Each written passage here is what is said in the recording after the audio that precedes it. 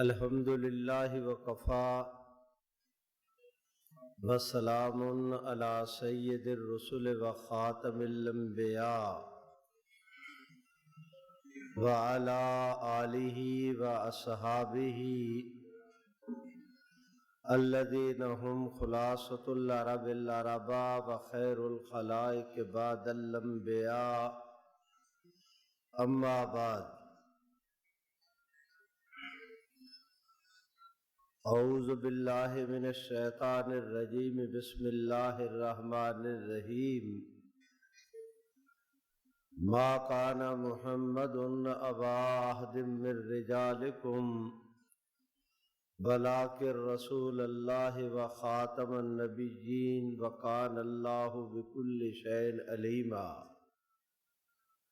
قال النبی صلی اللہ علیہ وسلم انا آخر الانبیاء وانتم آخر الامم اللہم صلی علی سیدنا محمد عبدک ورسولک وصلی کذالک علی جمیع الانبیاء والمرسلین وعلی الملائکۃ المقربین وعلی عباد اللہ الصالحین اجمعین الی یوم الدین۔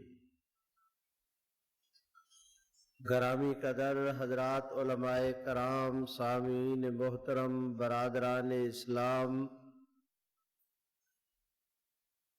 اللہ رب العزت آپ سب حضرات کو دنیا آخرت میں اس کی بہت ہی بہتر جزا نصیب فرمائے کہ آپ حضرات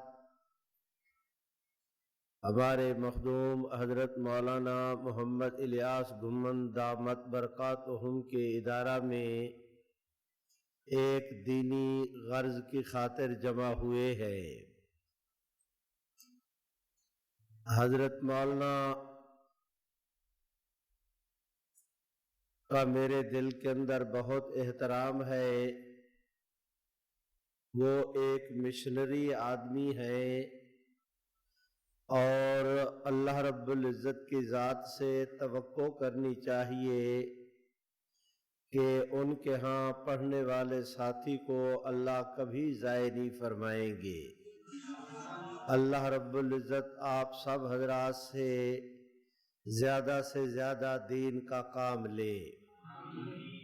حضرت مولانا کی یہ محبت اور شفقت ہے کہ ہر سال مجھے آپ دوستوں کے ہاں اس مرکز میں ایک دن کے لیے حاضر ہونا ہوتا ہے۔ اس سال بھی اللہ تعالیٰ کی عنایت کردہ توفیق کے ساتھ اللہ تعالیٰ نے حاضری کی سعادت سے سرفراز فرمایا۔ حضرات علماء کرام، میری اچھی یا بری یہ عادت ہے کہ جب بھی میں گفتگو کرتا ہوں تو کسی ایک عنوان اور موضوع پر کرتا ہوں۔ قادیانیت کے ساتھ جو امت کے مابین نزاع مسائل ہیں ان میں ایک مسئلہ ہے حیات عیسیٰ علیہ السلام کا، کہ وہ عیسیٰ علیہ السلام کی حیات کا انکار کرتے ہیں۔ دوسرا مسئلہ ہے ختم نبوت کا، کہ قادیانی اپنی بد نصیبی اور اپنی بد اعتقادی کی بنیاد پر وہ ختم نبوت کے قائل نہیں ہیں، بلکہ معاذ اللہ وہ اجرائے نبوت کے قائل ہیں۔ اسی طرح ایک مسئلہ ان کے اور ہمارے درمیان یہ کہ ہمارے نزدیک مرزا قادیانی جھوٹا مدعی نبوت تھا اور معاذ اللہ وہ اس کو نبی اور رسول مانتے ہیں۔ یہ موٹے موٹے مسائل میں نے اس وقت آپ حضرات کے سامنے ذکر کیے۔ آج کی مجلس میں ان موضوعات میں سے کسی موضوع پر اظہار خیال نہیں کروں گا۔ ان عنوانات پر حضرت مولانا کے ہاں جو سالانہ سال بھر تخصص کا کورس چلتا رہتا ہے، اس میں بھی ایک آدھ دن کی میری حاضری ہوتی ہے، اور اس کورس پر بھی تو اس حوالے سے قریباً ان موضوعات پر میں اظہار خیال کر چکا ہوں۔ آج کی مجلس میں آپ حضرات کے سامنے منکرین ختم نبوت کا تاریخی پہلو، ان کا تاریخی پس منظر وہ آپ حضرات کے سامنے ذکر کرنا چاہتا ہوں۔ برادران عزیز، خود خیر القرون میں، قرون اولیٰ میں جھوٹے مدعیان نبوت کا سلسلہ شروع ہوا، ان میں 4 تو ایسے ہیں کہ جو خود رحمت عالم صلی اللہ علیہ وسلم کے آخری زمانہ حیات میں انہوں نے نبوت کا دعویٰ کیا تھا۔ ہمارے 6 صدی کے ایک بزرگ گزرے ہیں، علامہ عبد القاہر۔ انہوں نے یہ تمیمی بزرگ ہے، بنو تمیم سے ان کا تعلق ہے۔ انہوں نے ایک کتاب لکھی، اس کا نام ہے الفرق بین الفرق۔ خیر القرون کے زمانہ سے لے کر 6 صدی تک جتنے جھوٹے مدعیان نبوت گزرے، انہوں نے ان تمام کے حالات اس کتاب کے اندر جمع کر دیے ہیں۔ اسی کتاب کو بنیاد بنا کر آپ حضرات کے پاکستان میں ایک بزرگ تھے، حضرت مولانا ابو القاسم رفیق دلاوری۔ یہ حضرت شیخ الہند رحمت اللہ علیہ کے شاگرد تھے، لاہور کے اندر رہتے تھے اور نیلا گنبد والی مسجد کے خطیب بھی رہے۔ انہوں نے بہت ساری کتابیں لکھی ہیں، ان میں ایک کتاب کا نام ہے ائمہ تلبیس۔ اس ائمہ تلبیس میں خیر القرون کے زمانہ سے لے کر ملعون قادیاں تک تمام جھوٹے مدعیان نبوت جن کا کتابوں کے اندر تذکرہ ملتا تھا، ان سب کے حالات و واقعات انہوں نے اپنی اس کتاب کے اندر جمع کر دیے۔ ملعون قادیاں کے حالات انہوں نے رئیس قادیان کے نام پر علیحدہ مستقل ایک کتاب لکھی۔ خیر القرون کے زمانہ سے لے کر 1901 تک جھوٹے مدعیان نبوت کے حالات سمجھنے کے لیے کتاب ائمہ تلبیس بہت اچھی کتاب ہے، اور اس کا بنیادی ماخذ وہی الفرق بین الفرق ہے۔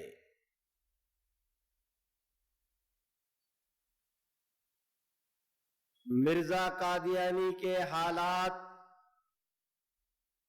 سمجھنے کے لیے رئیس قادیاں سے زیادہ مفید اور کتاب کم از کم میری نظر سے نہیں گزری۔ بہت محقق عالم دین تھے اور بلا کے ادیب، اور حق تعالی نے انہیں علم نافع نصیب کیا تھا۔ اس کے بعد مرزا قادیانی کے بعد آگے چل کر پھر دور آتا ہے حضرت مولانا سید محمد انور شاہ کشمیری اور دوسرے ہمارے ان اکابر کا۔ ان کے حالات و واقعات 1934 کی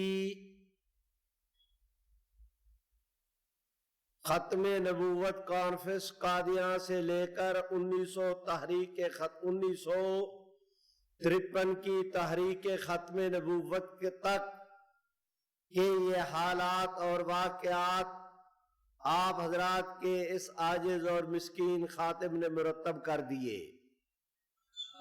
آگے چل کر 1953 سے لے کر 1974 تک کے حالات اور واقعات تحریک ختم نبوت 1974 کے نام پر قریباً 3 جلدوں میں، وہ بھی الحمدللہ اس عاجز کو اللہ تعالی نے مرتب کرنے کی توفیق سے سرفراز فرمایا۔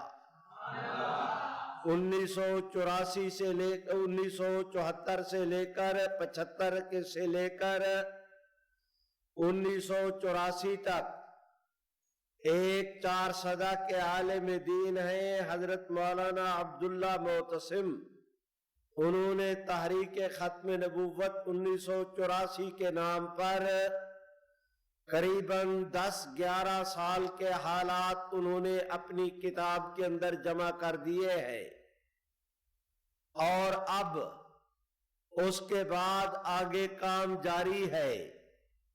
اللہ رب العزت کو منظور ہے تو کوشش یہ ہے کہ ابھی ایک جلد اور آ جائے گی، اس میں 1990 تک کے حالات آ جائیں گے، پھر 90 سے 95، پھر 2000، 2005، 10، 15، اس طرح 5 سال کے حالات پر مشتمل تحریک کے سارے تسلسل کو کتابی شکل میں لانے کی کوشش اور پلاننگ اور اس پر عمل کا مرحلہ بھی شروع کر دیا گیا ہے۔ اگر ہمارے جیتے جی یہ چیزیں مرتب ہو گئیں تو انشاءاللہ العزیز خیر القرون کے زمانہ سے لے کر آپ حضرات کے دور تک پوری ختم نبوت کی تحریک ان کتابوں میں قلم بند ہو جائے گی، اور ہمارے مرنے کے بعد اللہ نے کسی کو توفیق دے دی، ایریا جو ہے وہ اپنا نظریہ وہ ہم بتا جائیں گے، انہوں نے اگر اسے سیٹ کی شکل میں شائع کر دیا ان تمام کتابوں کو ایک ساتھ، تو انشاءاللہ العزیز یہ آنے والی نسلوں کے لیے گراں قدر امت کی طرف سے تحفہ اور ہدیہ ہوگا، آنے والی نسلوں کے لیے۔ آج کی مجلس میں میں صرف طائرانہ نظر کے طور پر آج کی مجلس میں میں جستہ واقعات سے آپ دوستوں کی خدمت کرنا چاہتا ہوں۔ دلائل سے یقین کے اندر اضافہ ہوتا ہے، واقعات کے بیان کرنے سے ذہن سازی ہوتی ہے۔ آج کی مجلس میں آپ دوستوں کے سامنے دلائل کی بجائے میں صرف واقعات کی بنیاد پر گفتگو کرنا چاہتا ہوں۔ دیکھیے، خود رحمت عالم صلی اللہ علیہ وسلم کے آخری زمانہ حیات میں جن لوگوں نے جھوٹی نبوت کا دعویٰ کیا تھا، مثلاً اس میں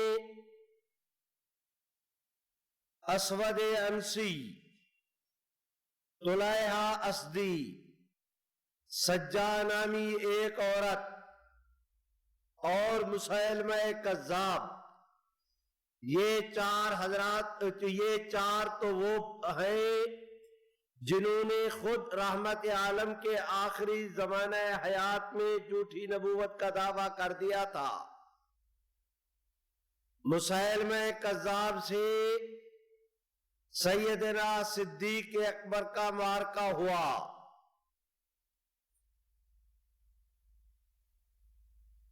اسود عنسی کے کام کو تمام کرنے کے لیے رحمت عالم نے حضرت فیروز کی ڈیوٹی لگائی تھی۔ طلحہ اور سجا کہا جاتا ہے کہ آگے چل کر حضرت سیدنا فاروق اعظم کے زمانہ میں ان لوگوں نے دوبارہ اسلام قبول کر لیا تھا۔ میرے بھائیوں، مسیلمہ کذاب نے خود رحمت عالم صلی اللہ علیہ وسلم کے نام ایک خط لکھا تھا، اور یہ روایت بخاری شریف کے اندر موجود ہے۔ اس میں اس نے رحمت عالم کی نبوت کا انکار نہیں کیا، یہ کہا کہ میں آپ کی نبوت کو بھی مانتا ہوں، لیکن میں آپ کی نبوت میں شریک کیا گیا ہوں۔ اس وقت آپ نبی، آپ کے بعد میں، یا یہ کہ آپ شہروں کے نبی، میں دیہاتوں کا نبی، یا یہ کہ آپ ان عرب کے اس خطے کے نبی، میں اس خطے کا نبی، مجھے بھی نبوت میں شریک کیا جائے۔ آپ علماء ہیں، میں آپ حضرات سے درخواست کرتا ہوں، عقیدہ توحید کا تعلق میرے رب کی ذات کے ساتھ ہے، عقیدہ ختم نبوت کا تعلق محمد عربی کی ذات کے ساتھ ہے۔ آج سے صدیوں پہلے کے علامہ ابن نجیم مصری، الاشباع والنظائر والے، انہوں نے یہ صراحت کی ہے کہ جس آدمی کو یہ معلوم نہ ہو کہ حضور آخری نبی ہے، وہ مسلمان نہیں۔ کیا معنی؟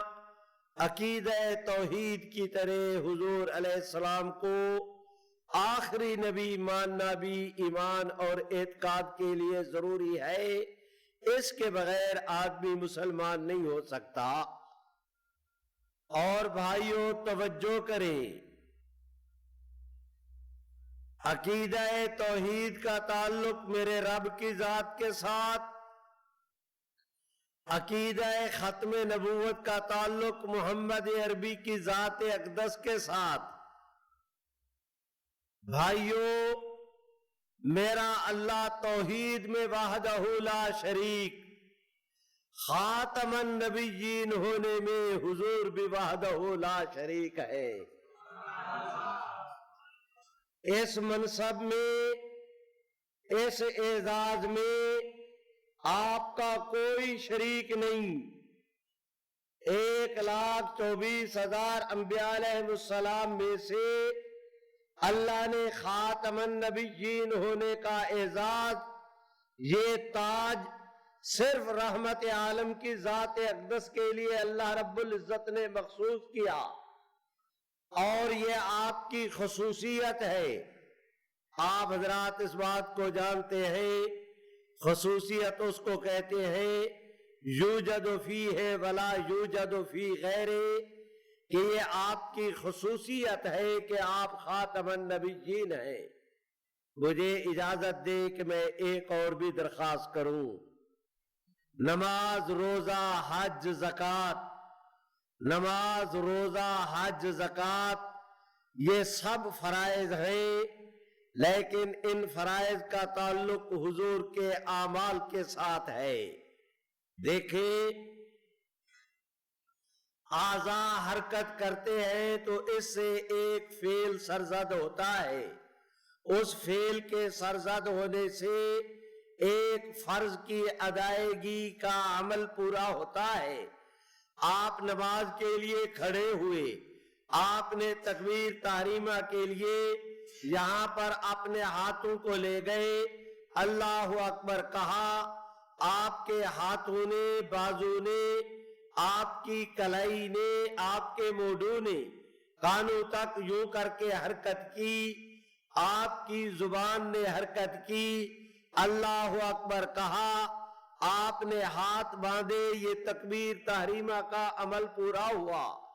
آپ حضرات کھڑے ہیں قیام میں، آپ کا پورا جسم اس وقت قیام کی حالت میں، آپ کی زبان چل رہی ہے، آپ فاتحہ کی تلاوت کر رہے ہیں، اس کے ساتھ سورت ملا رہے ہیں، آپ گئے رکوع میں، آپ کی پشت بھی جھکی، آپ کا سر بھی، آپ کے کندونے بھی، آپ نے اپنے گھٹنوں کو پکڑا، اس حالت کے اندر آپ کھڑے ہوئے، اس سے ایک آپ کے اعضاء کی حرکت سے ایک فعل سرزد ہوا، اس سے نماز کا ایک فرض رکوع ادا ہوا۔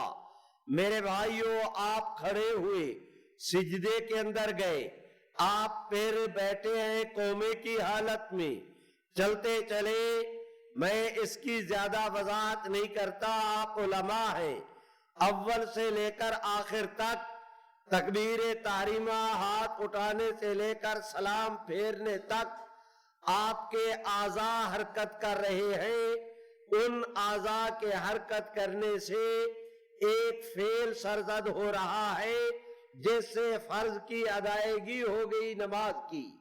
نماز فرض تھا، لیکن اس فرض کا تعلق آپ کے میرے اعمال کے ساتھ ہے، اعمال سرزد ہوتے ہیں اعضاء کے حرکت کرنے سے۔ میں نے درخواست کی، نماز ہو یا روزہ، آپ نے کھانا پینا بند کر دیا، آپ نے پورا دن آپ روزے کی حالت میں ہیں، نہ پانی اندر جا رہا ہے نہ کھانا جا رہا ہے، آپ کے اس نے صبح آپ نے سحری کھائی، شام کو افطاری کی، اسی کا نام روزہ ہے، آپ کے اعضاء نے حرکت کی، ایک فرض ادا ہوا، آپ نے سفر کیا، آپ نے احرام باندھا، آپ نے طواف کیا، آپ نے سعی کی، منا میں ٹھہرے، عرفات کے اندر گئے، واپس آئے، ذوالحلیفہ میں ٹھہرے، پھر واپس آئے، قربانی کی، وہ آپ نے طواف کیا۔ برادران عزیز، اس پورے عمل میں آپ کے اعضاء حرکت کر رہے ہیں، اس سے ایک فرض کی ادائیگی ہو رہی ہے۔ میرے بھائیوں، میں درخواست کرتا ہوں ان مثالوں سے آپ دوست سمجھے کہ نماز، روزہ، حج، زکوٰۃ یہ سب فرض ہیں، لیکن ان فرائض کا تعلق آپ کے اعمال کے ساتھ ہے، اعمال کا تعلق اعضاء اور جوارح سے متعلق ہوتا ہے۔ برادران، نماز، روزہ، حج، زکوٰۃ کا فرض ہے، لیکن ان کا تعلق حضور کے اعمال کے ساتھ ہے، ختم نبوت کا تعلق محمد عربی کی ذات کے ساتھ ہے، یہ آپ کے اعضاء سے متعلق نہیں، یہ آپ کی ذات اقدس کے ساتھ تعلق رکھتا ہے۔ برادران، آپ نماز کی بات کریں، کہا جائے گا دین کی بات ہے، روزے، حج، زکوٰۃ کی بات کریں، کہا جائے گا دین کی بات ہے، ختم نبوت کی بات کریں گے، براہ راست محمد عربی کی وصف خاص کے جھنڈے اٹھانے کے مترادف ہے۔ میری درخواست سنیں، ہمارے ایک بزرگ گزرے ہیں، انہی دنیا مولانا سید محمد انور شاہ کشمیری کے نام پر یاد کرتی ہے۔ آپ کے ایک شاگرد ہیں، ان کا نام حضرت مولانا مفتی محمد شفیع ہے۔ حضرت مولانا مفتی محمد شفیع عثمانی، جو حضرت مولانا تقی عثمانی رفیع عثمانی کے والد گرامی تھے، دارالعلوم دیوبند کے مفتی بھی رہے، آپ کے پاکستان کے مفتی اعظم تھے، انہوں نے حضرت مولانا سید انور شاہ کشمیری کے حکم پر اصلاً عربی میں ایک کتاب لکھی۔ میرے بھائیوں، حضرت مولانا مفتی محمد شفیع صاحب کی وہ کتاب اصل عربی میں ہے، اس میں انہوں نے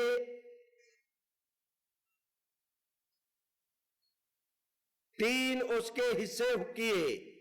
پہلے حصے میں وہ حصہ تعلق رکھتا ہے قرآن مجید کی آیات سے، اس میں انہوں نے قرآن مجید کی 100 آیات کریمہ سے ختم نبوت کے مسئلے پر استدلال کیا۔ دوسرا حصہ ہے ختم نبوت فی الاحادیث، اس حصے میں ہدیۃ المہدیین فی تفسیر آیت خاتم النبیین، اس کتاب کا نام، اس کا اردو ترجمے کا نام ہے ختم نبوت کامل۔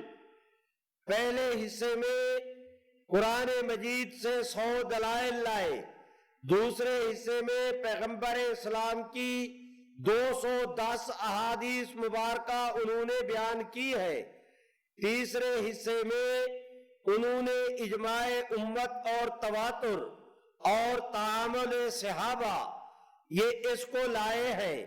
میرے بھائیوں، میں درخواست کرتا ہوں قرآن مجید پر اس زمانے میں حضرت مولانا سید انور شاہ صاحب کے حکم پر حضرت مولانا مفتی محمد شفیع صاحب نے 100 آیات سے استدلال کیا، رحمت عالم کی ختم نبوت کے مسئلے پر 210 احادیث لائے، وہ رحمت عالم کے ختم نبوت کے مسئلے کی تائید پر، اور تیسرے حصے میں انہوں نے اجماع اور تواتر کے مسائل لکھے۔ چلے، پہلی امتوں میں اجماع نہیں تھا، اس لیے کہ نبوت جاری تھی، نبی جو کام کرے وہ شریعت، نبی جس کام کرنے کا حکم دے وہ شریعت، نبی کے سامنے کوئی کام کیا جائے نبی اس کو دیکھے اور چپ رہے وہ بھی شریعت۔ نبوت جاری ہے، ایک کے بعد دوسرا نبی، کلما ہلک نبی خلفہ نبی، ایک نبی اس دنیا سے تشریف لے گئے، ان کی جگہ دوسرے آ گئے، وہ گئے ان کی جگہ تیسرے آ گئے، یہ آنے جانے کا سلسلہ جاری ہے۔ ایک زمانے میں اس دھرتی پر 300 نبی بھی رہے ہیں، نبوت کا سلسلہ جاری تھا، اس لیے ان امتوں کو اجماع کی ضرورت نہیں تھی۔ ادھر سوال پیدا ہوا، ادھر اللہ نے وحی کے ذریعے اپنے نبی کو جواب بھجوا دیا، ادھر کیس دائر ہوا، ادھر فیصلہ نازل ہو گیا، ادھر سوال آیا، ادھر سے جواب آ گیا۔ ان امتوں کو اجماع کی ضرورت نہیں تھی، رحمت عالم کی ذات اقدس پہ اللہ نے ختم نبوت کے سلسلہ کو مکمل کیا۔ ختم نبوت کے صدقے میں اللہ نے حضور کی امت کو اجماع کی نعمت سے نوازا۔ ختم نبوت کے صدقہ میں اللہ نے حضور کی امت کو اجماع کی نعمت سے نوازا، اور امت نے بھی کمال کیا کہ سب سے پہلا اجماع حضور کی ختم نبوت پہ کیا۔ میرے بھائیوں، یہ بات میں اپنی طرف سے نہیں کر رہا، حضرت مولانا محمد ادریس کاندھلوی، حضرت مولانا سید محمد انور شاہ کشمیری، حضرت مولانا بدر عالم میرٹھی، ان سب حضرات نے اپنی اپنی تصانیف میں اس کا بڑی بڑی مدلل دلائل اور براہین کی دنیا میں انہوں نے اس کا اثبات کیا۔ میں اشارے کر رہا ہوں، آج کی مجلس میں اس کے اوپر تفصیل سے گفتگو کرنا مجھ مسکین کے لیے ممکن نہیں۔ بھائیو توجہ کرے، مسیلمہ نے نبوت کا دعویٰ کیا، رحمت عالم کو خط لکھا کہ میں آپ کی نبوت میں شریک کیا گیا. 2 قاصد خط لے کر آئے. آپ نے ان سے پوچھا کہ کیا تم بھی مسیلمہ کو نبی مانتے ہو؟ انہوں نے کہا جی مانتے ہیں. حضور نے تعجب سے فرمایا کہ اگر کسی قاصد کا بین الاقوامی قانون میں قتل کرنا جائز ہوتا آج تم زندہ نہ جا سکتے. کیونکہ تم قاصد ہو اس لیے میں تمہیں کچھ نہیں کہتا. اور جواب میں فرمایا کہ نبوت میں شریک ہونا تو درکنار، ایک تنکا اٹھایا اس طرح کیا، فرمایا اگر وہ اس کے اندر شرکت کا بھی دعویٰ، اس تنکے میں شریک ہونے کا بھی دعویٰ کرے، میں اس کو بھی قبول کرنے کے لیے تیار نہیں. آگے چل کر یہ بھی بخاری شریف میں ہے، حضرت سیدنا صدیق اکبر کا زمانہ گزرا، فاروق اعظم کا زمانہ آیا، حضرت عبداللہ ابن مسعود مصر میں تشریف لے گئے. آپ کے آمد کی اطلاع سن کر مصر کے جو گورنر تھے، خلیفہ تھے، مصر کے جو نمائندہ تھے، انہوں نے اعلان کرایا سارے علاقے کے لوگ اہل علم آپ کی زیارت کے لیے جمع ہوئے. ہزاروں کا اجتماع کہ مدینہ طیبہ سے صحابی رسول تشریف لا رہے ہیں اور اتنے جلیل القدر صحابی ان کے استقبال کے لیے آئے. آپ گھوڑے پر سوار ہیں، ہزاروں کا اجتماع. ان میں ایک آدمی کو دیکھا، آپ نے اس کی طرف دیکھ کے فرمایا تم وہی آدمی ہو جو مسیلمہ کا خط لے کر حضور کی خدمت میں، بخاری شریف میں روایت ہے، وہی ہو جو حضور کا خط لے کر مسیلمہ کے پاس آئے تھے، مسیلمہ کا خط لے کر حضور کے پاس آئے تھے. اس نے کہا میں وہی ہوں. حضرت نے فرمایا میاں کیا اب بھی تمہارا وہی عقیدہ ہے جو اس زمانے میں تھا کہ مسیلمہ نبی ہے؟ اس نے کہا ہاں اب بھی میرا وہی عقیدہ ہے. آپ گھوڑے پہ بیٹھے ہیں، گورنر کو اشارہ کیا، وہ قریب آیا، فرمایا میں گھوڑے سے نیچے نہیں اتروں گا جب تک کہ تم اس آدمی کی گردن نہیں مار دیتے. یہ اس زمانے میں حضور کے پاس آیا تھا، آپ نے خواہش کا اظہار کیا لیکن اس کا کام اس لیے تمام نہیں کیا تھا کہ یہ اس وقت قاصد تھا، آج قاصد نہیں ہے. تمنا حضور نے کی تھی پوری ہم کیے دیتے ہیں. میرے بھائیوں میں درخواست گزار ہوں آپ دوستوں سے، مسیلمہ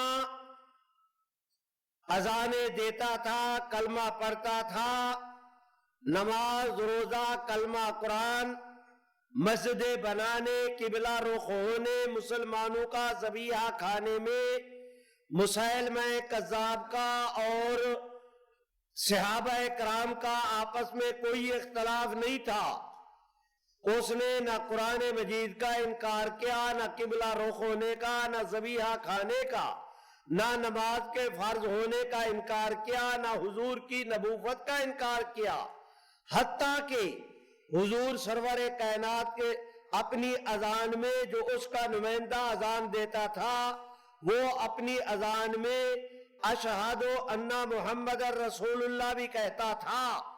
اس نے صرف ایک بات کا اضافہ کیا کہ حضور بھی نبی، حضور کے بعد میں بھی نبی.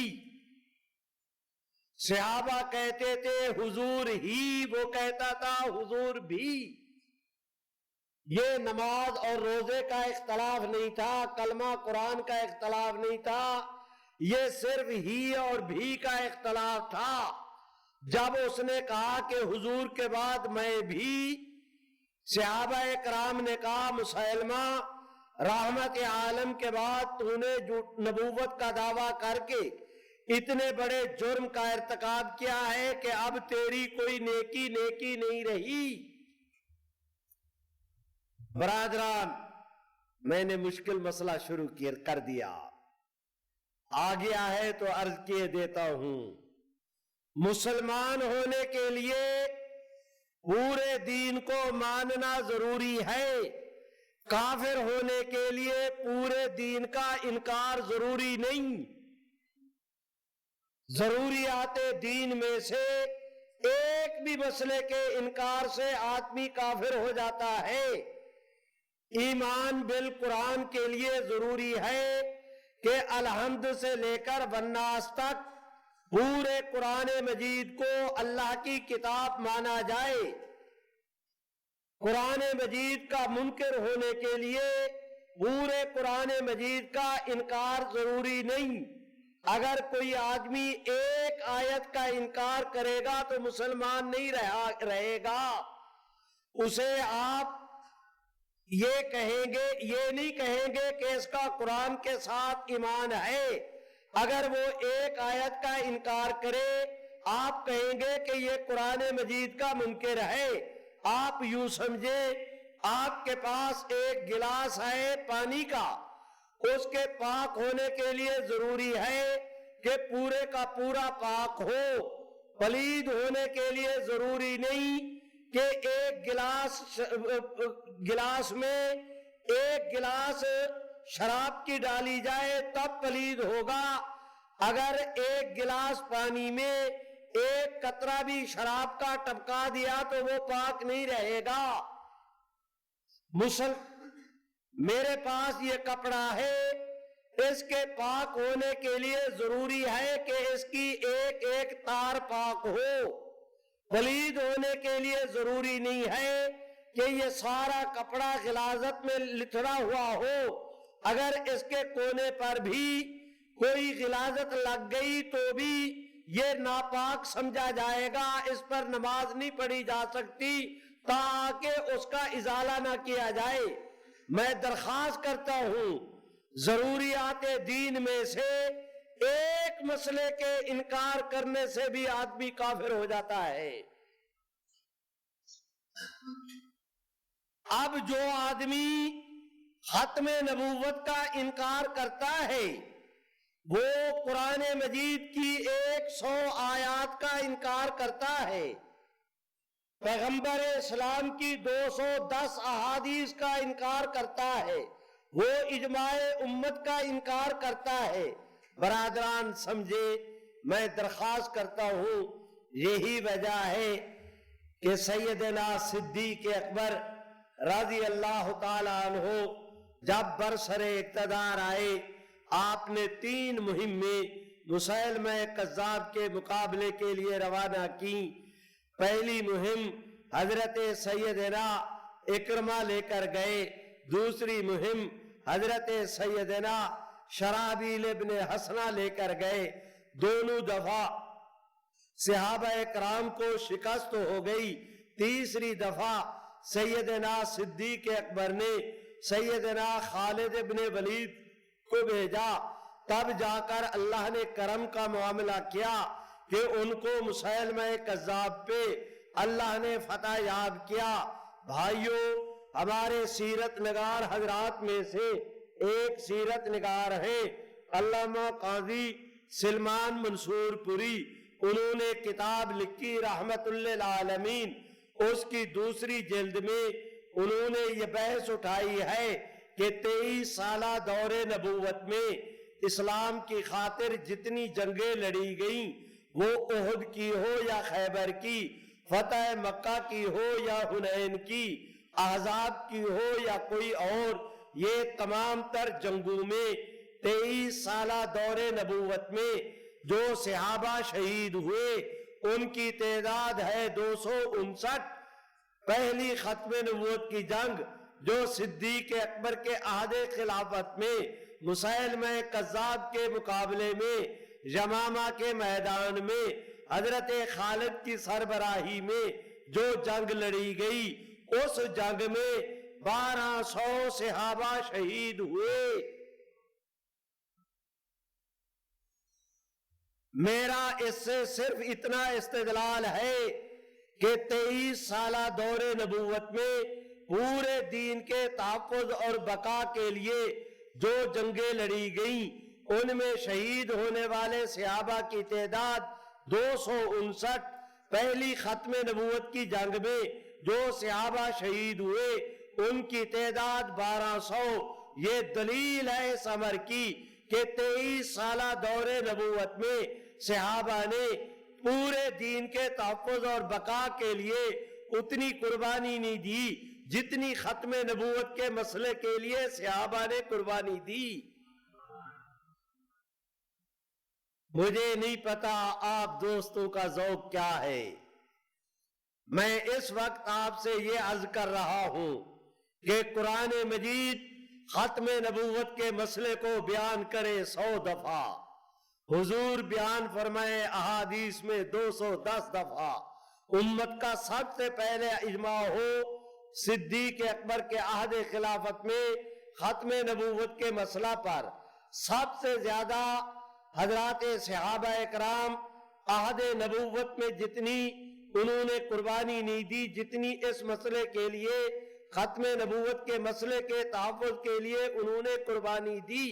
یہ تو آپ کے اسلاف کا اس مسئلے سے متعلق طریقہ کار تھا، ان کی یہ جذباتیت اور حساسیت تھی، وہ اس مسئلے کو اتنا حساس سمجھتے تھے۔ مجھے نہیں پتا کہ آپ دوستوں کا ذوق کیا ہے۔ ہر چند کہ میں نے عنوان یہ اختیار کیا کہ آج کی مجلس میں تاریخ کے حوالے سے عرض کروں گا، لیکن بات آ گئی ہے کہے بغیر چارہ بھی نہیں، اور وہ یہ 1,24,000 نبی اس دھرتی پر آئے، کوئی نبی اس دھرتی پہ ایسا نہیں آیا جس پر اللہ نے وحی نہ کی ہو، چاہے اتنا کہا ہو کہ آپ ہماری طرف سے نبی ہیں، فلاں شریعت کی تبلیغ کرے، پھر ساری زندگی وحی نہ آئی ہو، لیکن اتنا کہنا کہ آپ ہماری طرف سے نبی ہیں، فلاں شریعت کی تبلیغ کرے، وحی تو ہوئی۔ 1,24,000 نبی کو وحی ہوئی، بعض انبیاء پہ کتابیں بھی اتریں، بعض انبیاء پہ صحائف بھی نازل ہوئے۔ آج آپ میں سے کوئی آدمی پوری دنیا کا سروے کرے،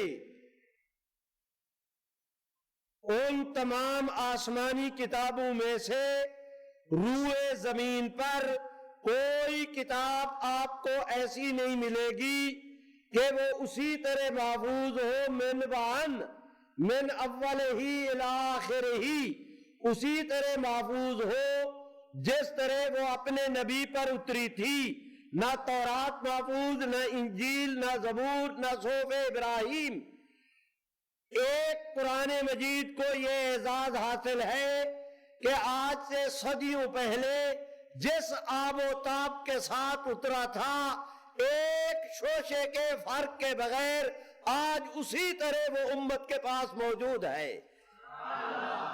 میری درخواست ہے آپ دوستوں سے کہ آپ حضرات توجہ کریں، وہ کتابیں بھی منزل من السماء، قرآن مجید بھی منزل من السماء، وہ کتابیں بھی من عند اللہ، قرآن مجید بھی من عند اللہ، وہ کتابیں جن پر اتری وہ بھی اللہ کے نبی، حضور سرور کائنات بھی اللہ کے نبی، وہ کتابیں بھی جبریل امین لے کر آئے، قرآن مجید بھی جبریل امین لے کر آئے۔ پھر یہ فرق کیوں کہ ان کتابوں میں رہا کچھ نہیں، قرآن مجید سے گم کچھ نہیں ہوا، آپ آئیں کیوں پر؟ میں جواب میں عرض کروں کہ برادران، قرآن مجید کا محفوظ ہونا یہ صدقہ ہے حضور کی ختم نبوت کا۔ حضور کے بعد اگر کوئی اور نبی بننا ہوتا، معاذ اللہ، آج قرآن مجید کا وہی حال ہوتا جو پہلی آسمانی کتابوں کا۔ حضور کے بعد کوئی نبی بننا ہوتا، معاف رکھنا، آج قرآن مجید کی تلاوت نہ ہوتی، آنے والے نبی کی وحی کی تلاوت ہوتی۔ میرے ساتھ چلو نا، میں درخواست کرتا ہوں آپ دوستوں کی خدمت میں 1,24,000 نبی آئے. آج آپ ان انبیاء کی تاریخ پڑھنا چاہیں، تاریخ کے حوالے سے گفتگو شروع کی تھی، اسی کے ارد گرد ہی گھوم رہے ہیں. ذرا تاریخ پہ نظر ڈالو، 1,24,000 انبیاء کی تاریخ پہ نظر کریں بھائیوں. سوائے ان 25، 26، 27 انبیاء کے جن کا قرآن مجید میں تذکرہ ہے، کسی نبی کا آپ کو نام بھی نہیں ملے گا. چلو آپ کے کہنے کی خاطر میں مان لیتا ہوں بائبل میں جن انبیاء کا تذکرہ ہے ان کو بھی شامل کر لیا جائے. بڑی مشکل کے ساتھ بائبل اور قرآن مجید کے انبیاء ان کے حالات کو جمع کیا جائے، مشکل کے ساتھ 50 نام ملیں گے. جب میں کہتا ہوں 1,24,000 انبیاء میں سے 50 نبیوں کے ناموں کا پتہ چلتا ہے تو اس کا دوسرا معنی یہ ہوا 1,23,950 نبیوں کے ناموں کا بھی کسی کو پتہ نہیں. سمجھے بھی ہو؟ جب ان کے ناموں کا کسی کو پتہ نہیں، ان کے صحابہ کا کسی کو کیا پتہ ہوگا؟ ان کے اہل بیت کا کسی کو کیا پتہ ہوگا؟ ان کی احادیث و سنن کا کسی کو کیا پتہ ہوگا؟ ان کی صورت اور سیرت کا کسی کو کیا پتہ ہوگا؟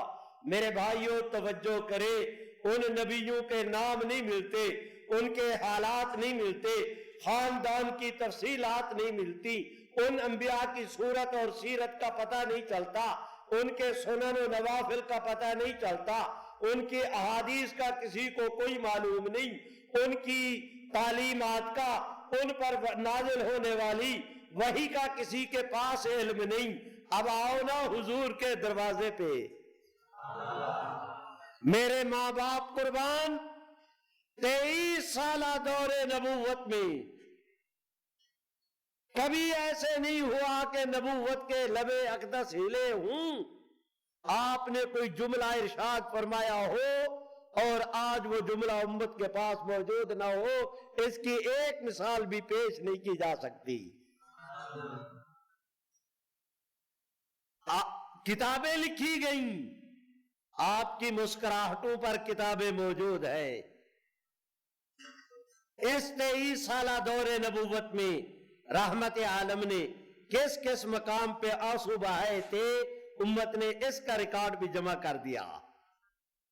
آپ نے کس کس کو جنتی ہونے کا سرٹیفکیٹ دیا، اس کو بھی محفوظ کر دیا. میں احادیث کی بات نہیں کر رہا، میں کہتا ہوں 23 سالہ دور نبوت میں حضور نے کوئی اشارہ اور کنایہ کیا تھا. میرے رب کی حکمت بالغہ نے حضور کے اشاروں اور کنایوں کو بھی آپ کی شریعت کے اندر محفوظ کر دیا ہے. ایک موقع پہ میری طرف دیکھے، رحمت عالم نے اپنا یہ ہاتھ مبارک اس طرح بلند کیا، یہ انگلی، یہ والی انگوٹھا اس طرح بند کیا، شہادت اور وسطیٰ کی انگلی کو اس طرح کھڑا رکھا. آپ نے فرمایا آنا وساطو کا ہاتین. 1400 سال کا عرصہ بیت گیا. آج بڑے سے بڑا محدث، بڑے سے بڑا طالب علم جب اس حدیث کو سمجھانا چاہے نہیں سمجھا سکتا اس وقت تک جب تک کہ اسی طرح اشارہ نہ کرے جس طرح کے 1400 سال پہلے صحرا میں بیٹھ کے حضور نے اشارہ کیا تھا.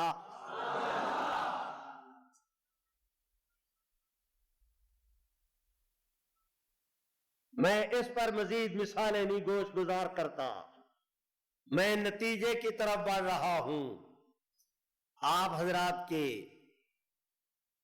علم میں ہے حضور کے ایک ایک صحابی کے حالات آج امت کے پاس موجود ہے، آپ کے اہل بیت کے حالات امت کے پاس موجود ہے، حضور کی سنتیں آج امت کے پاس موجود ہے. معافی چاہتا ہوں، صرف سنتیں موجود نہیں، اللہ نے تبلیغ کے نام پر ایک جماعت کھڑی کر دی، مشرق سے مغرب تک اس کا کام ہی یہ ہے کہ وہ حضور کی سنتوں کو زندہ کرے. اللہ نے یہ جو میں نے تبلیغ کی بات کی، رائے ونڈ سے لے کر آپ حضرات کے اس چک تک، آپ کے اس گاؤں سے لے کر وہ دہلی تک، دہلی سے بمبئی تک، بمبئی سے افریقہ امریکہ تک، وہاں سے رائے ونڈ تک، حضرت حاجی صاحب سے لے کر آپ کے یہاں کوئی تبلیغی دوست ہے تو اس تک، ہر تبلیغ کا آدمی جب کھڑا ہوتا ہے وہ اپنی گفتگو کا آغاز یہاں سے کرتا ہے کہ تبلیغ انبیاء کا کام تھا، اللہ نے حضور کی ذات پہ نبوت کے سلسلے کو مکمل کیا تو ختم نبوت کے صدقہ میں اللہ نے امت کو تبلیغ کی نعمت سے نوازا۔ سنیں، میں نے اس مختصر گفتگو میں کتنی دلیلیں عرض کر دی کہ بلا آج آپ کے میرے پاس حضور کی سیرت ہے تو یہ ختم نبوت کا صدقہ، آج آپ کے میرے پاس امت کے پاس اجماع ہے تو یہ ختم نبوت کا صدقہ ہے، آج امت کے پاس قرآن مجید محفوظ ہے تو یہ ختم نبوت کا صدقہ ہے، آج امت کے پاس حضور کے صحابہ کی زندگی ہے تو یہ ختم نبوت کا صدقہ ہے، آج امت کے پاس حضور علیہ السلام کے اہل بیت کے حالات ہیں تو یہ ختم نبوت کا صدقہ ہے، آج امت کے پاس حضور کا طور و طریق، آپ کے سنن، آپ کی سیرت و صورت جمع ہے تو یہ ختم نبوت کا صدقہ ہے، آج امت کے پاس تبلیغ کی نعمت ہے تو یہ ختم نبوت کا صدقہ ہے۔ میرے بھائیوں، اب میں درخواست کرتا ہوں، نبی کے بدلنے سے امت بدل جایا کرتی ہے، موسیٰ علیہ السلام پر جو ایمان لائے انہیں یہودی کہتے ہیں، حضرت مسیح پہ جو ایمان لائے انہیں عیسائی کہا جاتا ہے، حضور پہ جو ایمان لائے انہیں مسلمان کہا جاتا ہے۔ برادران، حضور علیہ السلام کے بعد اگر واقعہ میں کوئی اور اللہ کا نبی بننا ہوتا، آپ میں اگر اس کو مان لیتے، مسلمان نہ رہتے، ہمارا نام وہ ہو جاتا جو اس نبی کی امت کا ہوتا۔ شریفوں، سمجھے ہو میں نے کیا کہا کہ حضرت صدیق اکبر سے لے کر قیامت کی صبح تک پوری امت جو ہاتھ باندھے حضور کے پیچھے کھڑی ہے، یہ بھی صدقہ ہے حضور کی ختم نبوت کا۔ آج آپ میں یہاں پر بیٹھے دین کی بات کر رہے ہیں، پہلی نبوتیں ہوتی یہ دین جا چکا ہوتا، کوئی اور آ گیا ہوتا، 1400 سال سے جانتے بھی ہو پوری امت مل کر دین کو یہ جو اپنی دانتوں کے ساتھ مضبوط پکڑے ہوئے ہے، یہ سب صدقہ ہے حضور کی ختم نبوت کا۔ میری درخواست سنیں، میں آپ سے عرض کر رہا ہوں، ایک شاعر کے شعر کا مفہوم یہ ہے، شعر تو مجھے آتے نہیں، اس کا مفہوم یہ ہے، شاعر کہتا ہے لوگ کہتے ہیں، شاعر کہتا ہے کہ لوگ کہتے ہیں کہ حضور بیت اللہ کا طواف کرتے تھے، ہے شاعرانہ خیال، کہتا ہے کہ لوگ کہتے ہیں حضور بیت اللہ کا طواف کرتے تھے، وہ کہتا ہے میری نظر سے دیکھو مجھے بیت اللہ حضور کے ارد گرد گھومتا نظر آتا ہے۔ میرے بھائیوں، آپ مجھ مسکین کے نقطہ نظر سے دیکھیں، رب محمد کی قسم مجھے پورا دین حضور کی ختم نبوت کے ارد گرد گھومتا نظر آتا ہے۔ شریفوں،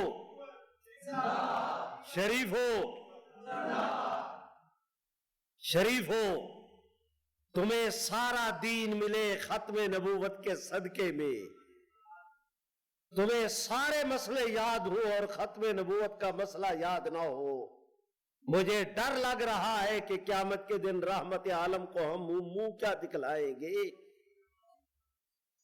آج پوری امت ملے، غوث، کتب، ابدال، نمازی، حاجی، علماء، مناظر، متقی، پرہیزگار، عرب، عجم، ہند، سندھ، پوری امت ملے، ایک صحابی رسول کی شان کا مقابلہ نہیں ہو سکتا۔ مجھ مسکین سے پوچھو، سید حضور کی امت کا سب سے قیمتی اثاثہ صحابہ، گراں قدر سرمایہ صحابہ، لیکن صدیق اکبر نے اس فیاضی کے ساتھ ختم نبوت کے مسئلے پہ صحابہ کی قربانی دے کر امت کو یہ پیغام دیا کہ امت کے لوگوں، جب ختم نبوت کے مسئلے پر مشکل وقت آ جائے، سب کچھ گراں قدر سرمایہ، قیمتی سے قیمتی اثاثہ قربان کر دینا، پیغمبر اسلام کی ختم نبوت کے مسئلے کو نظر انداز نہ کرنا۔ سمجھ رہے ہو؟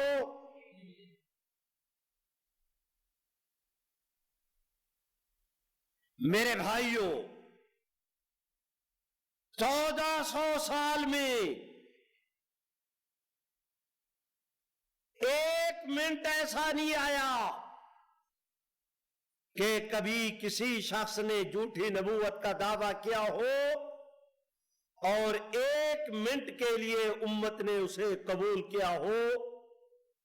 جب بھی کسی، پورے اسلام کی تاریخ گواہ ہے، جب بھی کہیں کسی خطے میں کسی بد نصیب نے جھوٹی نبوت کا دعویٰ کیا، ایک منٹ ضائع کیے بغیر امت اس کے مقابلے میں کھڑی ہوئی کہ تم اور تمہارے ماننے والے، تم حضور کی امت کا حصہ نہیں، تم مسلمان ہو، مسلم سوسائٹی سے تمہارا کوئی تعلق نہیں، تم امت کا حصہ نہیں، تم جدا ہم جدا، تمہارا راہ وہ ہمارا راہ یہ۔ امت نے ہمیشہ اس کے اوپر عمل کیا ہے۔ جانتے بھی ہو حضرت امام ابو حنیفہ، آج تم اس مرکز میں جمع ہو جس کا کام ہی حضرت امام صاحب کی عظمتوں کے پھریروں کو بلند کرنا ہے، ذرا میرے ساتھ چلو نا، امام صاحب کے دروازے پہ چلتے ہیں، آپ میں دونوں مل کر ان کو فیصل بناتے ہیں۔ جانتے ہو امام صاحب کے پاس ایک آدمی آیا، اس نے کہا جی ایک آدمی ہے وہ ذبیحہ نہیں کھاتا۔ امام صاحب نے فرمایا وہ مچھلی کھاتا ہوگا، اسے ذبح کرنے کی ضرورت نہیں۔ حضرت ایک آدمی ہے وہ یہ نماز میں سجدہ نہیں کرتا، فرمایا تم نے اسے جنازہ پڑھتے دیکھا ہوگا، جنازے میں سجدہ نہیں ہوتا۔ اس نے کہا حضرت ایک آدمی ہے وہ کہتا ہے یہودی بھی حق ہے، عیسائی بھی حق ہے۔ امام صاحب نے فرمایا قالت الیہود لیست النصارى علی شیء وقالت النصارى لیست الیہود علی شیء، وہ اس پر عمل کرتا ہوگا، غرض جو وہ اس کے متعلق دلائل دیتے گئے کہ اس کی یہ بے دینی، یہ بے دینی، یہ بے دینی، حضرت امام صاحب کوشش کرتے گئے کہ آخر وقت تک اس کے اوپر کفر کا فتویٰ نہ لگے، اسے ہٹاتے گئے۔ میرے بھائیوں، کفر سے اسے بچاتے گئے۔ حضرت امام صاحب کا یہ قول آپ حضرات نے پڑھا ہوگا کہ ایک آدمی کے اگر قول میں، ایک آدمی کے اگر کسی قول میں 99 احتمال کفر کے ہوں، ایک احتمال اس کے مسلمان ہونے کا ہو، 99 کو رد کر دیا جائے، کفر پر فتویٰ لگانے میں جلدی نہ کی جائے۔ میرے بھائیوں توجہ کریں، یہی حضرت امام صاحب جو دنیا پہ فتویٰ لگانے میں اتنے محتاط تھے، جب آئی نا ختم نبوت کی بات، امام صاحب سے پوچھا گیا کہ ایک شخص نے نبوت کا دعویٰ کیا، امام صاحب نے ارشاد فرمایا دعوی النبوت بعد نبینا کفر بالاجماع، کہ حضور کے بعد جو شخص نبوت کا دعویٰ کرے، یہ نہیں دیکھا جائے گا کہ اس نے ذلی ہونے کا دعویٰ کیا یا بروزی ہونے کا، یہ دعویٰ یہ نہیں سوچا جائے گا کہ اس نے تشریح نبی ہونے کا دعویٰ کیا یا غیر تشریح ہونے کا۔ فرمایا حضور کے بعد جو بھی نبوت کا دعویٰ کرے وہ اور اس کے ماننے والے مسلمان نہیں. آپ بھی مل کے کہہ دیں مسلمان نہیں. توجہ کرے. ایک آدمی آیا، حضرت فلاں صاحب نے نبوت کا دعویٰ کیا، وہ کہتا ہے کہ مجھے نبی نہ مانو لیکن میرے متعلق تم استخارہ تو کر لو کہ میں استخارہ کر لو. امام صاحب نے فرمایا تم میں سے جو آدمی استخارے کی نیت کرے گا وہ بھی کافر ہو جائے گا.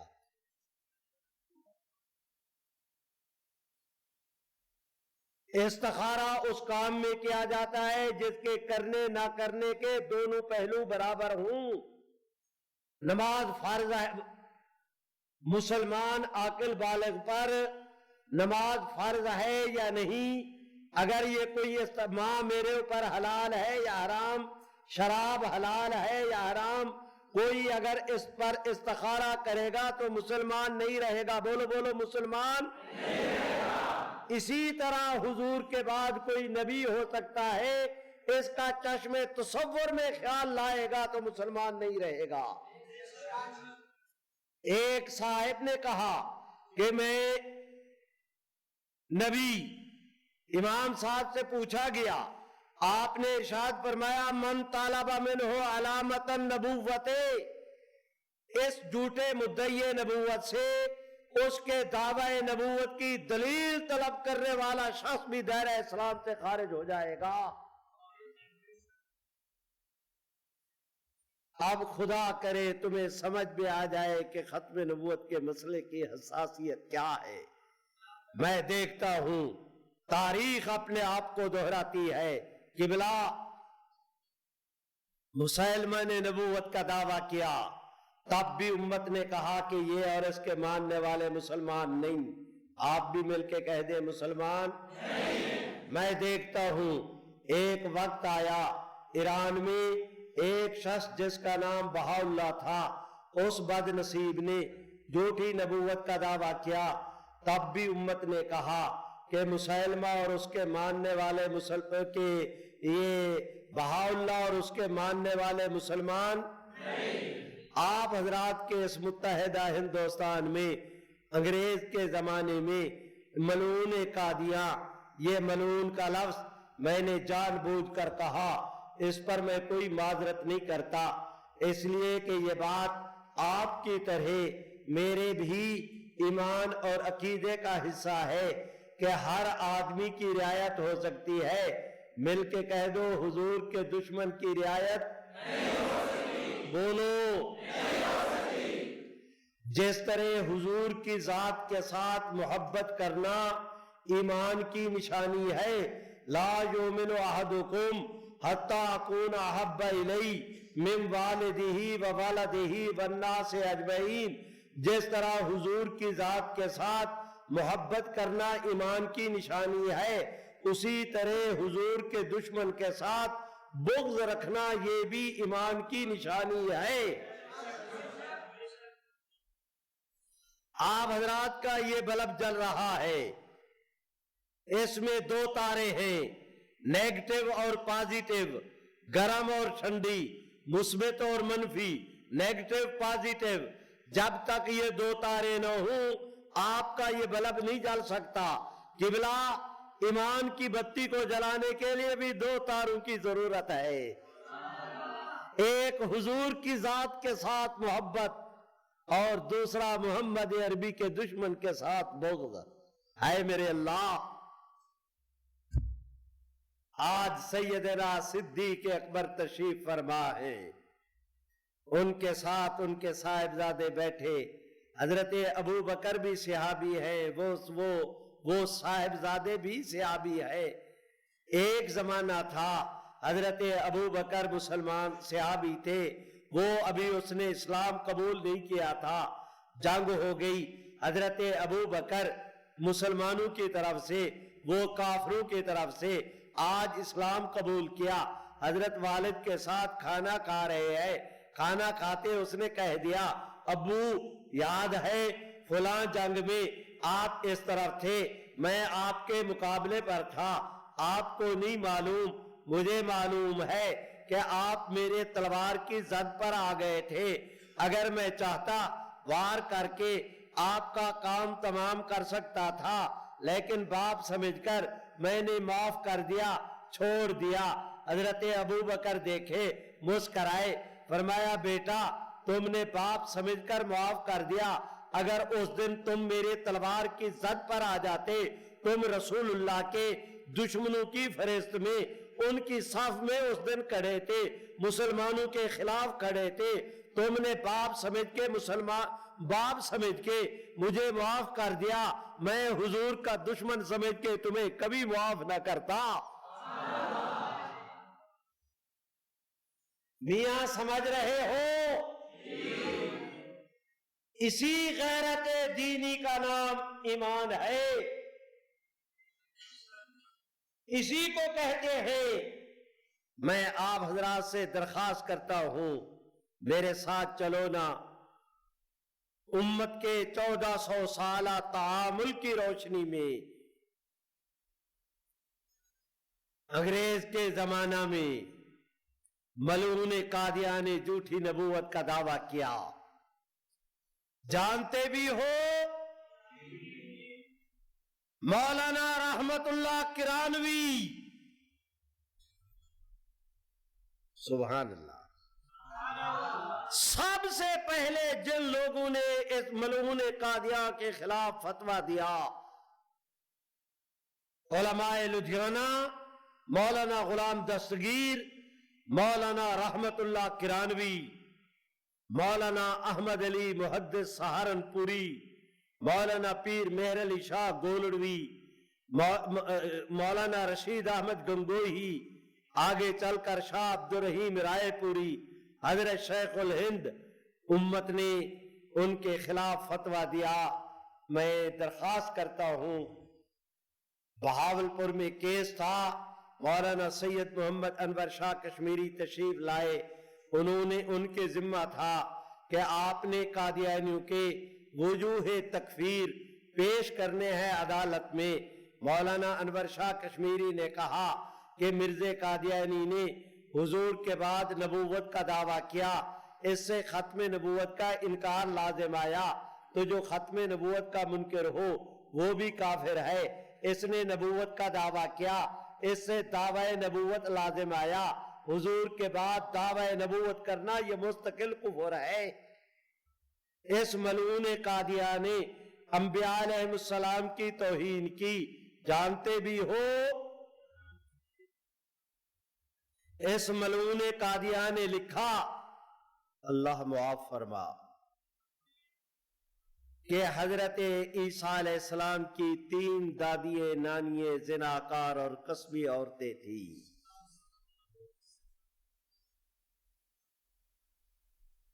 مجھے نہیں سمجھ میں آتا تمہیں نیند کس طرح آتی ہے، مجھے سمجھ میں نہیں آتا کہ تمہارے چہرے پہ کس طرح مسکراہٹیں کھیلتی ہے۔ آپ کے میرے جیتے جی اس ملعون قادیان نے دعویٰ کیا کہ محمد عربی نے دنیا میں 2 دفعہ آنا تھا، پہلی دفعہ محمد عربی مکے میں آئے حضرت عبداللہ کے گھر، دوسری دفعہ وہی محمد عربی قادیان میں غلام احمد کی شکل کے اندر آئے۔ پہلے محمد عربی ان کی نسبت میری نسبت اتنی قوی ہے کہ وہ قوی تھے، میں اقوی ہوں، وہ شدید تھے، میں اشد ہوں۔ ان کے زمانے کی مثال پہلی رات کے چاند کی ہے، میری مثال 14ویں رات کے چاند کی۔ اس ملعون قادیان نے کہا کہ حضور کے معجزے 3000 تھے، میرے معجزے 10 لاکھ سے بھی زیادہ ہیں۔ قرآن مجید کی آیت کریمہ محمد الرسول اللہ والذین معہ اشداء علی الکفار. قادیان کا یہ ملعون کہتا ہے یہ آیت میرے اوپر نازل ہوئی، اللہ نے مجھے کہا کہ مرزا قادیانی محمد بھی تو ہے، رسول اللہ بھی تو ہے. مسلمانوں، میں آپ حضرات سے پوچھتا ہوں، ایک بد نصیب حضور کی ہے میرے اللہ، جاگ رہے ہو؟ حضور کے وصال کے بعد ابو بکر وہاں نہیں بیٹھے جہاں حضور بیٹھتے تھے، اس منبر پر ایک سیڑھی نیچے اتر کے بیٹھے جہاں حضور کے قدم لگتے تھے.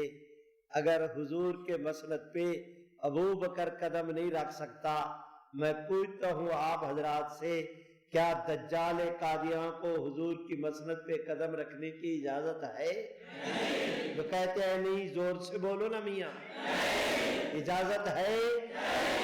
اس ملعون قادیانی، معاذ اللہ معاذ اللہ، آپ حضرات سے درخواست کرتا ہوں، نہ خدا کی ذات کو معاف کیا، نہ انبیاء کو معاف کیا، نہ حضور کو معاف کیا، نہ اہل بیت کو معاف کیا، نہ قرآن مجید کو معاف کیا، نہ احادیث کو معاف کیا. چلو نا میرے ساتھ. ملعون قادیان نے یہ کہا، اوتی تو صفت الافناء والاحیاء، کہ مجھے زندہ اور مارنے کی صفت عطا کی گئی. کیا مانا؟ کہ محیی بھی میں ہوں، محیی بھی میں ہوں، ممیت بھی میں ہوں. یہ صفتیں خدا کی. ملعون قادیان کہتا ہے کہ زندہ کرنے والا مارنے والا میں ہوں. اس نے کہا، رأیت فی المنام عین اللہ وتیقنت اننی ہوا فخلقت السماوات والارض. کہتا ہے کہ میں نے دیکھا خواب میں، اور تمہیں معلوم ہے کہ اس کا نبوت کا دعویٰ تھا، اور نبی کا خواب شریعت میں حجت ہوتا ہے، امتی کا خواب نہیں، اس کا دعویٰ نبوت کا تھا. اور تمہیں معلوم ہے حضرت سیدنا ابراہیم نے اتنی فرمایا تھا، رأیت فی المنام انی اذبحک فانظر ماذا تری. سیدنا اسماعیل نے یہ سننے کے بعد یہ نہیں کہا کہ حضرت یہ تو خواب کی بات ہے. حضرت نے جواب میں کہا، یا ابت افعل ما تؤمر. ایک نبی نے گردن جھکائی، دوسرے نے اس پر چھری چلائی. دونوں نبیوں نے اپنے طرز عمل سے ثابت کر دیا کہ نبی کا خواب بھی شریعت میں حجت ہوتا ہے. بولو بولو، نبی کا خواب بھی شریعت میں حجت ہوتا ہے. امام بخاری نے باب کا کیا، روی الانبیاء وحی، آپ بھی کہہ دیں روی الانبیاء وحی. یہ ملعون قادیان کہتا ہے، میں نے دیکھا خواب میں کہ میں خود خدا ہوں، اور یقین کیا کہ میں خدا ہوں. زمین کو بھی میں نے پیدا کیا، آسمانوں کو بھی میں نے پیدا کیا. فخلقت آدم، میں نے آدم کو بھی پیدا کیا. جانتے بھی ہو، ہمارے ایک مناظر تھے، انہوں نے قادیانیوں سے پوچھا کہ ذوی العقول مخلوق تین ہیں، جن، فرشتے، انسان. مرزا جن تھا فرشتہ یا انسان؟ اس نے کہا جی انسان. قادیانی مناظر نے کہا انسان. انہوں نے کہا انسان کن کی اولاد؟ انہوں نے کہا جی آدم کی. کوئی آدم سے پہلے بھی انسان؟ اس نے کہا نہیں. انہوں نے کہا مرزا کہتا ہے کہ میں نے آدم کو پیدا کیا، گویا یہ اپنے باپ سے بھی پہلے تھا، اور جو باپ سے پہلے ہو وہ کون ہوتا ہے؟ امت نے جواب بھی دیے، جواب بھی کمال کے. ایک مناظرے میں قادیانی کہنے لگا ہمارے ایک عالم دین کو کہ مولوی صاحب آپ کی حیثیت ہمارے نزدیک اہل کتاب کی. کیا مانا؟ جیسے یہودی، جیسے عیسائی، ویسے تم مسلمان. اس نے طنز کی. مولوی صاحب سن کے ہضم کر گئے. اس قادیانی کی نصیب، اس نے پوچھا کہ آپ کے نزدیک ہماری حیثیت کیا ہے؟ تو اس عالم دین نے کہا کہ ہمارے نزدیک آپ کی حیثیت وہی جو صحابہ کے نزدیک مسیلمہ اور اس کی پارٹی کی تھی۔ اب میں کیا کروں کہ یہ میرا موضوع نہیں۔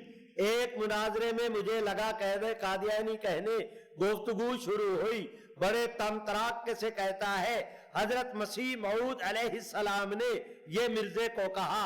میں نے روکا، میاں تم ایسے نہ کرو، اس لیے کہ گفتگو میں آپ کا فرض، دونوں فریق بیٹھے ہیں، آپ کا فرض بنتا ہے میرے جذبات کا خیال کرے، میرا فرض بنتا ہے میں آپ کے جذبات کا خیال کروں۔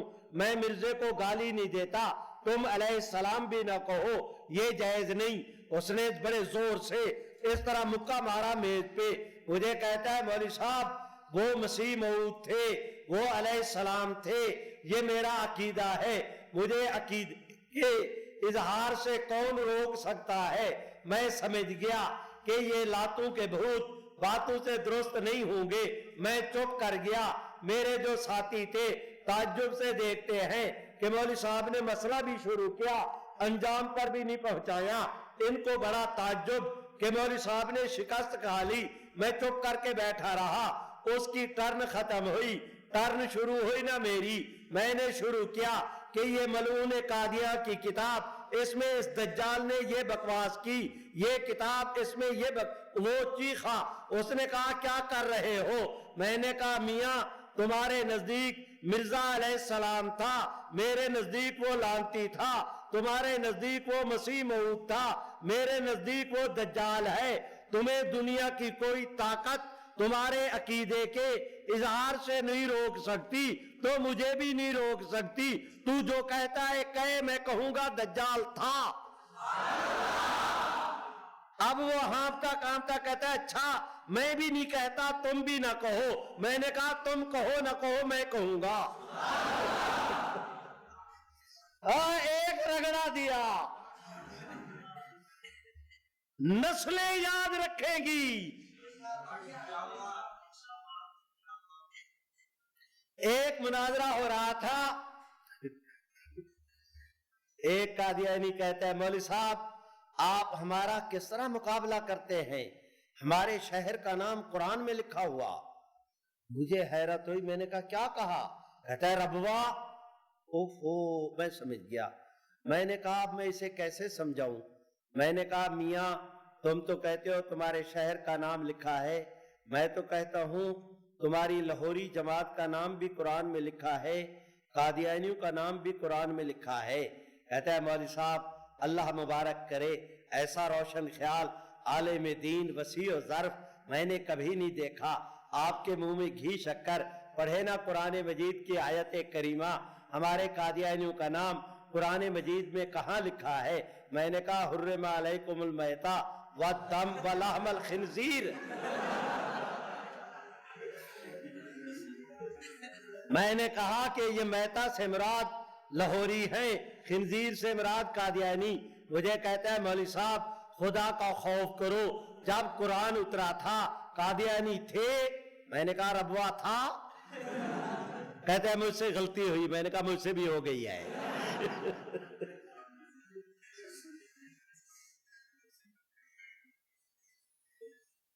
اس ملعون قادیان نے اپنے دیکھنے والوں کو صحابہ کہا، اپنی بیوی کو ام المومنین کہا، ایک ایک صحابی رسول کی چن چن کے اس نے مخالفت اور اہانت کا ارتکاب کیا۔ اب حضرت ابو ہریرہ کے متعلق کہا کہ وہ غبی تھے، ان کی درایت عمدہ نہیں تھی۔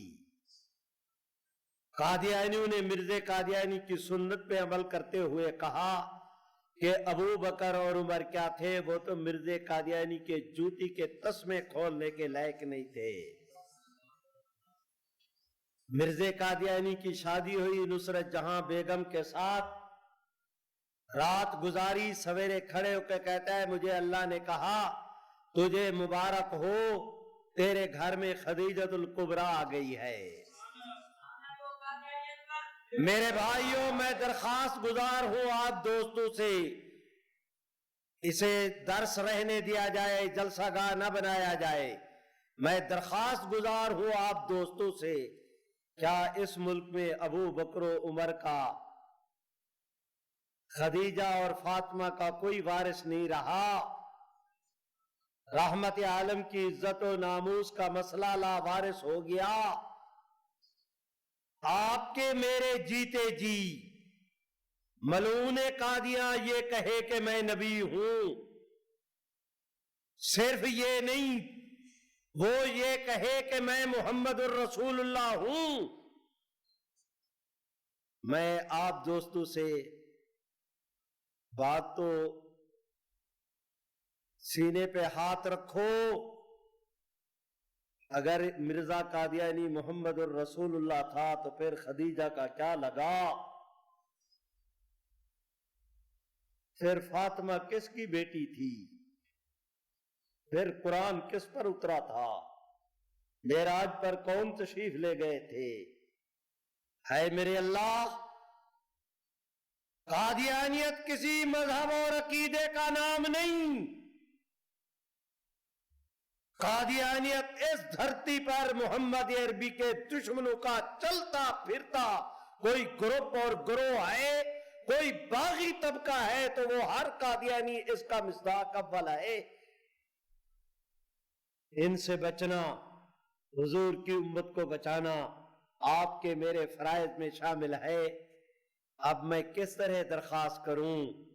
مولانا رحمت اللہ کرانوی، سبحان اللہ، مولانا احمد علی محدث سہارنپوری، امت کے ان طبقات نے اولین میں جب مرزا قادیانی کے خلاف کفر کا فتویٰ دیا، اللہ نے کرم کا معاملہ کیا، انہوں نے مسند پہ بیٹھ کے دارالافتاء میں فتویٰ دیا۔ وقت آیا کہ وہی فیصلہ قومی اسمبلی میں اس نے قانون کا درجہ حاصل کیا۔ آج مشرق سے لے کر مغرب تک پوری روئے زمین پر ان حضرات کے فتوے کی حقانیت اس طرح واضح ہوئی کہ آپ کا چاروں مکاتب فکر، چاروں فقہی مسالک، ایک بھی دنیا میں ایسا دارالافتاء نہیں مسلمانوں کا جو قادیانیت کے کفر کا قائل نہ ہو۔ انہوں نے آواز کیا بلند کی کہ اللہ نے ان کی آواز کو نکارہ خدا بنا دیا۔ انہوں نے منبر و محراب پہ بات کہی، اللہ نے قومی اسمبلی میں قانون کا درجہ دیا۔ وہ مقامی عدالتوں میں کھڑے ہوئے، اللہ نے سپریم کورٹ تک ان کی آوازوں کو سنا۔ ابھی آج سے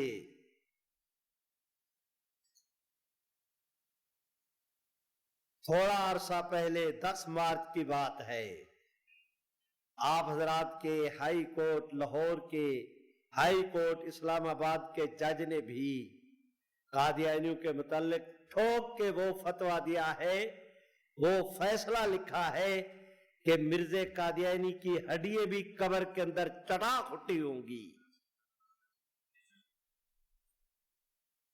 موجودہ گورنمنٹ نے جان بوجھ کر قانون میں ترمیم کرنا چاہی، اللہ نے، انہوں نے 2 اکتوبر 2017 کی شام کو ترمیم کی۔ 3 اکتوبر کی صبح ہونے سے پہلے ایک ہی رات میں کراچی سے لے کر خیبر تک اللہ نے پوری امت کو رحمت عالم کی ختم نبوت کے لیے ایک کر دیا۔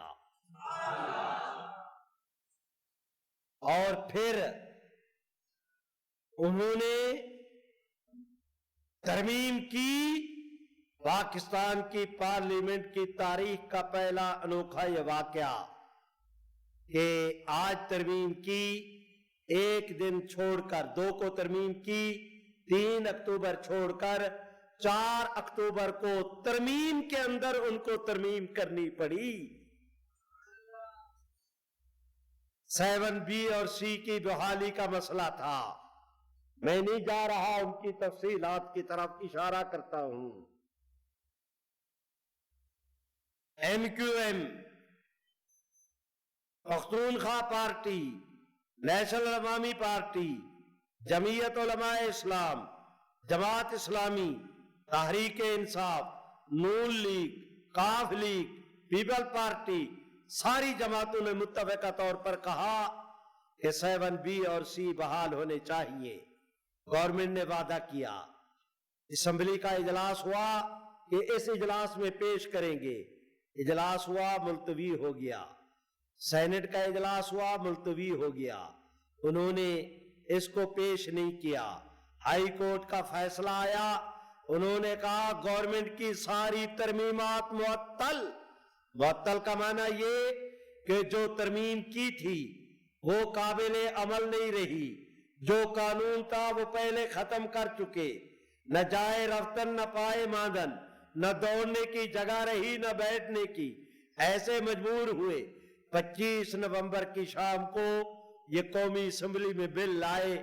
آپ یہ سن کر خوشی محسوس کریں گے، اس دن آپ حضرات کی سبحان اللہ، آپ حضرات کی قومی اسمبلی میں کراچی سے لے کر خیبر تک جتنے اسمبلی کے ممبران آئے ہوئے تھے، ایک ممبر نے بھی اینی ون کسی بھی پارٹی سے تعلق رکھتا ہو، تمام تر ممبر جو اس اجلاس میں موجود تھے، ایک نے بھی اس کی مخالفت نہیں کی۔ اے میرے اللہ، کہاں 1974، کہاں 2017، 43 سال کے بعد چشم فلک نے یہ نظارہ دیکھا کہ پوری اسمبلی نے ایک بار پھر اکٹھے ہو کر ٹھپا لگایا قادیانیت کی پشت پہ متفقہ کفر کا۔ آج وہ مردود کی طرح، سڑی ہوئی لاش کی طرح میری آنکھوں کے سامنے پڑے تڑپے نظر آ رہے ہیں، اور میں آپ سے کہتا ہوں، من درچے خیال مفلک درچے خیال، انسان کی تدبیر کچھ ہوتی ہے، میرے رب کی تقدیر کچھ ہوتی ہے۔ کوئی ایسا شر بھی ہوتا ہے جس میں اللہ خیر کا پہلو پیدا کر دیتے ہیں۔ انہوں نے یہ سازش کی تھی، اللہ نے انہیں ایسے رسوا کیا کہ آج یہ مسئلہ ایسی بلندیوں پر چلا گیا ہے کہ اب کوئی اگر اس کو ختم بھی کرنا چاہے گا خود ختم ہو جائے گا، یہ قانون ختم نہیں ہوگا انشاءاللہ۔ میں کیا درخواست کروں، آپ دوستوں کا مسافر بھائی، آپ یہاں کے پورا آپ حضرات اشرا یہاں پر رہے، بہادری اور جرت کے ساتھ پورا وقت اور توانائی آپ نے صرف کی۔ یہاں سے جاؤ تو محمد عربی کی ختم نبوت کے علم بردار بن کے جاؤ۔ حضور کی ختم نبوت کا عزت و آبرو باقی ہے، قرآن کی عزت باقی ہے، حدیث کی باقی ہے، صحابہ کی باقی ہے، اہل بیت کی باقی ہے، حنفیت کی باقی ہے، آپ اور میں امت کی عزت باقی ہے۔ ختم نبوت کے مسئلے پہ حرف آ گیا، معاذ اللہ پورے دین اسلام کی بنیاد ڈھہ جائے گی۔ کیا توقع رکھوں کہ یہاں سے جانے کے بعد آپ ختم نبوت کا کام کریں گے؟ صوفیوں کی طرح نہیں، مجاوروں کی طرح نہیں، مجاہدوں کی طرح کریں گے۔ تم ختم نبوت کا کام کرو، میرے رب کی رحمت بھی آپ کے ساتھ ہوگی، حضور کی شفاعت بھی تمہارے ساتھ ہوگی۔ میں آج آپ دوستوں کے لیے ایک رسالہ لایا تھا، آپ کے استاد اور میرے مخدوم حضرت مولانا کے میں نے سپرد کیا ہے۔ حضرت کی تجویز تھی انشاءاللہ العزیز کل وہ آپ کو تقریب پر اس کی ایک ایک کاپی مل جائے گی، فری بغیر کسی قیمت کے۔ مجلس چھاپتی ہے، تقسیم کرتی ہے۔ اس اکتوبر سے لے کر اس وقت تک 6 مہینے میں جو جد و جہد ہوئی اسے ان رسالے میں محفوظ کر دیا گیا۔ آج کل میری اچھی یا بری عادت یہ ہے، گزشتہ چند سالوں سے میں جہاں جاتا ہوں کوئی نہ کوئی کتاب مجلس کی ساتھ لے جاتا ہوں، اور یقین فرمائیں قسم اٹھاؤں تو میرا اللہ مجھے ہانس نہیں کرے گا کہ اس کتاب کی خرید و فروخت، لاگت اور نفع میں مجھے ایک پیسے کا بھی تعلق نہیں۔ مجلس چھاپتی ہے، مجلس کے دوست گاڑی میں رکھ دیتے ہیں، مجلس کے دوست فروخت کی، جا کر حساب پیش کر دیا۔ کتاب بیچنا مقصود نہیں، یہ بھی تبلیغ کا حصہ ہے۔ آپ میں کتابیں ساتھ رکھ لیتا ہوں، دوست لے لیتے ہیں، جس گھر میں چلی گئی خاندان تو محفوظ ہو گیا، پیغام پہنچ گیا، چلو صدا پہنچ گئی۔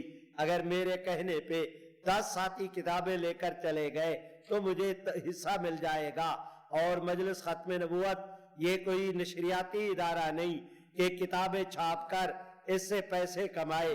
مجلس ایک تبلیغی ادارہ ہے جو اس دفعہ کتاب لایا ہوں، خطبات ختم نبوت۔ اس میں کوئی قادیانیت سے متعلق ایسا اہم اور موٹا مسئلہ نہیں جس کا اس کے اندر بیان نہ ہو، سارے شامل ہو گئے۔ پوری تحریک، پوری تفصیلات، 550 صفحے، 464 یا 68 صفحات ہے اس کے، 550 صفحے کی کتاب اور قیمت صرف 100 روپیہ۔ ایسے بڑھو نا، جوان کرو نا ہمارا، ہم غریبوں کا، بوڑھوں کا مقابلہ۔ دنیا میں کہیں ایسی کوئی سستی کتاب نہیں ملے گی آمدن، اس لیے کہ پیسے کمانا مقصود نہیں، تبلیغ مقصود ہے۔ اللہ تعالیٰ آپ حضرات کو توفیق دے، جاتے ہوئے وہ کتاب بھی لے کر جائے۔ سامنے گاڑی کھڑی ہے، ان دوستوں کے پاس کتاب ہے، رش بھی نہ کرنا، بغیر قیمت کے کتاب بھی نہ اٹھانا حرام ہے۔ صوفیاء کرام مسئلہ بھی سنو، وہ کتاب بھی لیں، معلومات بھی حاصل کریں، میرے لیے دعا بھی کریں۔ اللہ آپ کے استاد، اس ادارہ کے محتمم حضرت مولانا، ان کی گرامی قدر پوری ٹیم، ان کے رفقا، ان کے ساتھیوں کو اللہ دن دگنی رات چگنی ترقی اور برکت نصیب فرمائے۔ اللہ میری حاضری کو بھی قبول فرمائے۔ یار زندہ صحبت باقی، وآخر دعوانا الحمدللہ رب العالمین۔ لا إله إلا الله، لا إله إلا الله، لا إله إلا الله، ما لنا رب سواه. لا إله إلا الله.